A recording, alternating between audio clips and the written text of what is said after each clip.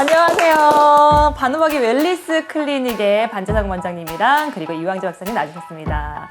안녕하세요. 네, 저는 정순주 아나운서입니다. 오늘 두 분을 모시고 좀 비타민C에 대해서 이야기를 나눠볼까 해요. 비타민C가 요즘에 굉장히 각광을 받고 있는데 이 비타민C를 어떻게 먹어야 되는지 어디에 효능이 있는지에 대해서 좀 자세히 두 분을 모시고 이야기 나눠보는 시간 갖겠습니다. 요즘 각종 바이러스에서 좀 벗어나기 위해서 많은 분들이 메가도스라는 걸 좀 하시잖아요. 메가도스가 무엇인지 그것도 굉장히 궁금하고요. 그거는 좀 우리 반 원장님 설명도 되지만 내가 좀 설명을 할게요. 네. 왜냐하면 사실 메가도즈라는 말은 저는 굉장히 그렇게 좋아하지 않으세요? 귀한 말은 아니에요. 왜요? 메가도즈라는 말은 사실은 우리가 그러니까 나는 이제 비타민C 연구한 지 30년이 넘었잖아요. 메가도즈라는 용어는 사실 비타민C 많이 먹는 사람들을 비아냥거리려고 나온 말이에요. 사실은. 그래요? 네. 그럼 저는 메가도스에서 이게 좋은 말이구나. 좋은 말 뭔가 아니에요. 많이 먹는 거구나. 좋은 뭐 말이 이런 걸 아니야. 알았는데. 그러니까 메가라는 말이 무슨 뜻이 몰라요? 엄청나게 많다는 뜻이야. 그렇죠. 메가 크다는 뜻이야. 네. 사실은 정상적으로 들자는 거야. 원래는 내가 주장하는 거는 우리가 그러니까 무슨 얘기냐면 그러니까 내가 그동안 버려온 일이 뭐냐면 비타민 C의 제대로 된 적정 용량을 회복하는 게 내 일인 거예요. 적정 그래서 용량. 내가 정말 부단한 노력을 한 거야. 그러니까 그 역사를 다시 얘기할 수밖에 없어. 그게 어떻게 되냐면 영국 해군 역사에서 발견된 네, 거예요. 해군까지 의학적인 주목을 받게 된 게 1749년 정말 기가 막힌 일이 있었던 거예요. 영국 해군 병사들을 태우고 영국에서 남아공을 향해서 가던 배에서 이 병사들이 이유를 모르고 막 죽는 거야. 그래서 그 이유를 이상하게 생각한 제임스 린드라는 해군 군의관이 한 번은 그 영국만 해도 북반구에 있잖아요. 그래서 이제 저 남아공은 남반구 저 끝이잖아. 네. 그러니까 이제 북반구에서 적도를 지나서 거길 가야 되는데 1749년이면 생각해봐요. 그때 뭐가 있어. 그 배 정말 후진 배. 돛단 배 아니면 노예들이 젓는 이 배였단 말이야.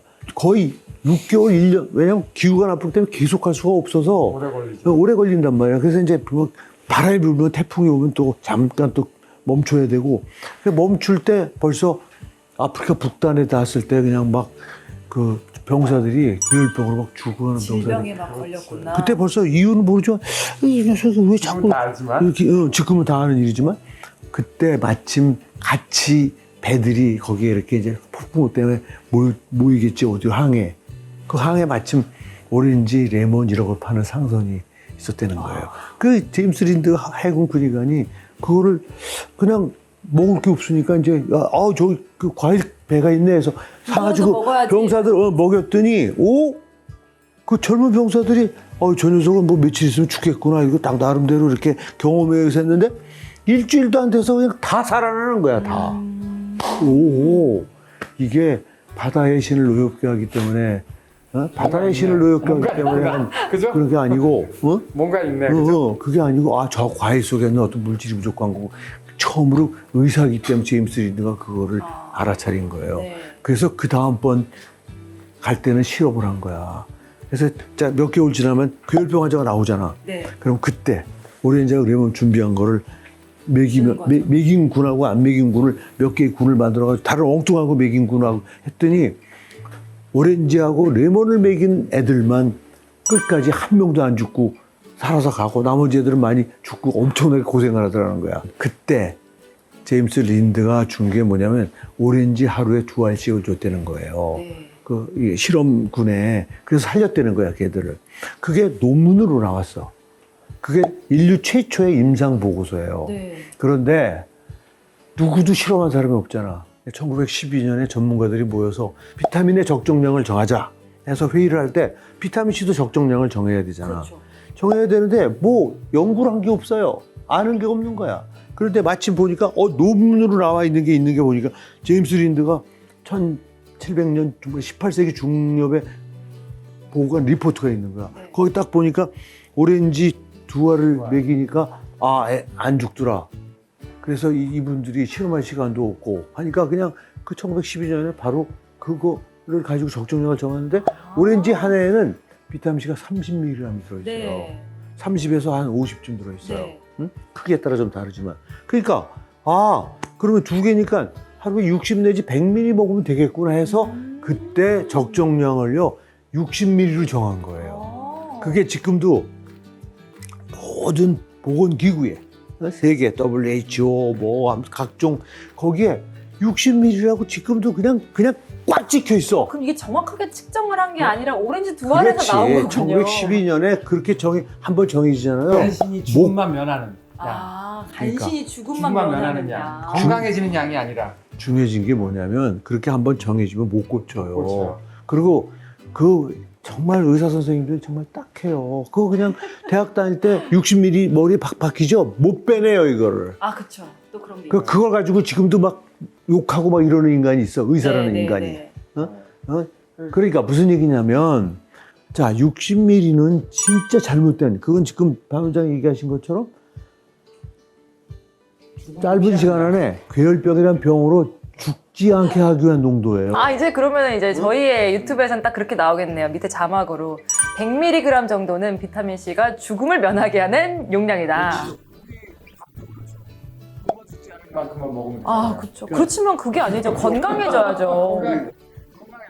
시청하시는 분들에서 네. 얘기하면은 그러니까 우리가 지금 100ml 정도는 우리가 나 비타민 C 먹은 적 없는데 하는 사람들이 아침, 점심, 저녁 또는 뭐 채소 또는 뭐 과일 먹으면서 다 최소한도 하루에 100ml 이상은 다 먹고 있다는 뜻인 거예요. 네. 그러면 이 메가도스라는 게 비타민 C 좀 많이 먹는 걸로 알려져 있는데 이런 용법을 할 때는 어느 정도 양을 먹어야지 좀 우리가 말씀하신 것처럼 건강해질 수 있는 걸까요? 그러니까 그것도 이제 역시 이제 아주 과학적인 것 때문에 내가 또 이런 것 때문에 지금 우리나라에 뿐만 아니라 전 세계 지금 비타민 C 붐이 일어나고 있는 게 그런 거예요. 네. 그러니까 무슨 소리냐면 그렇게 이 제임스 린드가 실험한 걸 가지고 160에서 100으로 정한 거는 잘못됐다는 거 사실 내가 처음 주장한 게 아니에요. 이미 라이너스 폴링이 1970년대부터 이미 했는데 그분은 의사가 아니야. 화학자야. 노벨상을 2번이나 받은 화학자. 대단한 분이지. 근데 의사가 아니라 미국 의사사회로부터 엄청난 매도를 당했어요. 의사도 아닌 놈이 말이야. 건방지게. 그 사람이 이미 그때부터 최소도 100배 이상을 먹어야 된다는 얘기를 한 사람이에요.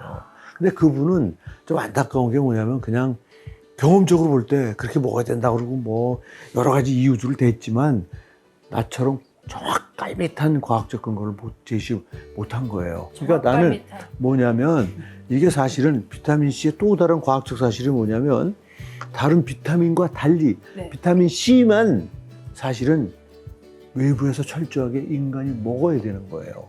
비타민 C는 다른 동물들은 다 만들어요.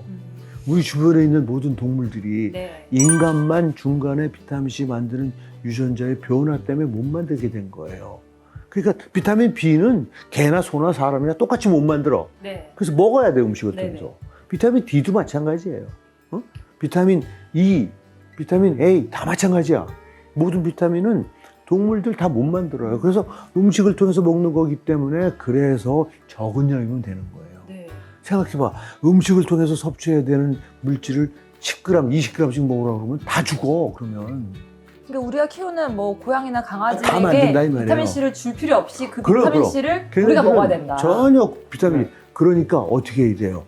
그놈들이 하루에 만드는 양을 비교해보면 가장 과학적인 거예요. 그래서 1970년대 이미 사이언스에 그런 걸 하신 분이 있어요. 그래서 있는데 미안한 얘기인데 이 살아있는 지금 현재 자기 스스로 자기 생명을 위해서 비타민C 만드는 동물들이 만드는 양을 봤더니 어느 정도 될까요? 그러니까 그걸 어떻게 비교해야 돼? 체중, 단위 체중당으로 하든지 아니면 체중을 고정시켜 놓고 해야지. 쥐는 30g에 생쥐는.